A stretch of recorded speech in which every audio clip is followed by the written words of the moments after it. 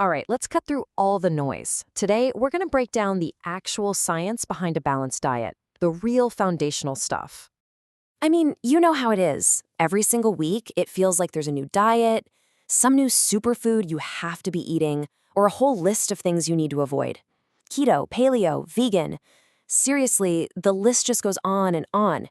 It is so easy to feel completely lost, right? So, for the next few minutes, how about we just agree to put all of those fads on the shelf? Let's just ignore the hype and get back to the simple, foundational science of what our bodies are actually asking for. No trends here, just the core principles that actually work. And the most fundamental concept, really, the true starting point for all of this, is the energy equation. Now, I know the word calorie has gotten a really bad reputation. It's become this word we're supposed to fear. But a calorie isn't evil. It's just a unit of measurement. That's it. It's like an inch or a pound. It just measures the energy your body gets from food to do, well, everything. From thinking to breathing to running a marathon. So when you boil it all down, it comes back to this simple balance.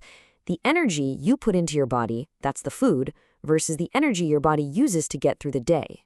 This one idea is the bedrock of nutritional science. Okay, so if calories are how we measure the energy, what's actually providing it? Well, that brings us to our body's main building blocks, the macronutrients. Now, this is a fantastic starting point. And look, everyone's needs are a little different, but as a general guideline, this is a great target to aim for. About 45% of your energy from carbohydrates, 30% from protein, and about 25% from fats. So let's break down what each one of these really does for you. First up is protein, and honestly, the best way to think about it is like your body's dedicated 24/7 repair crew. They're the construction workers who are always on the job. And their job description? Oh, it's huge. They are constantly building and repairing every single tissue in your body. We're talking everything. They also create the essential enzymes and hormones that run all the background processes. And, of course, protein is absolutely critical for healthy muscles, bones, and even your skin. Next, let's talk about the one that gets so misunderstood, carbohydrates. From a clinical perspective, they are simply the body's #1 preferred source of fuel. Think of them like the high-octane gas that gets your engine running fast. So, their main job is to give you that quick, easy-to-access energy, which your brain and muscles absolutely love. But here's what's also so important.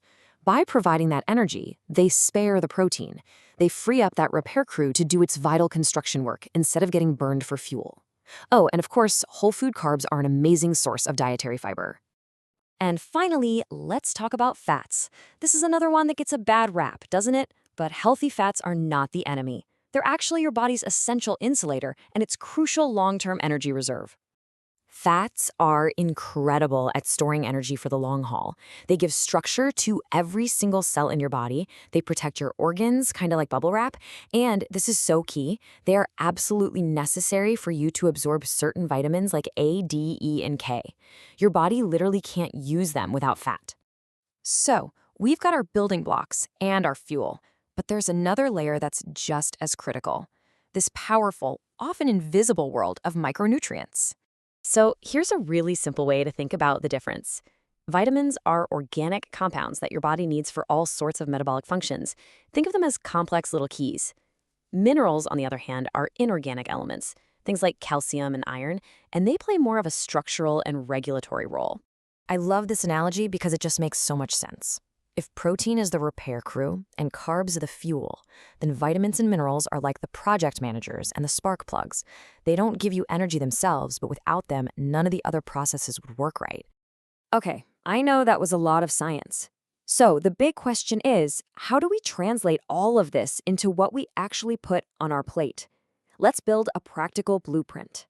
This is it. This is the simple, powerful takeaway. Forget about complicated counting, just visualize your plate. Step 1, fill half of it with all sorts of colorful vegetables and fruits. That's where you get your micronutrients. Step 2, on 1/4 of the plate, add a source of lean protein.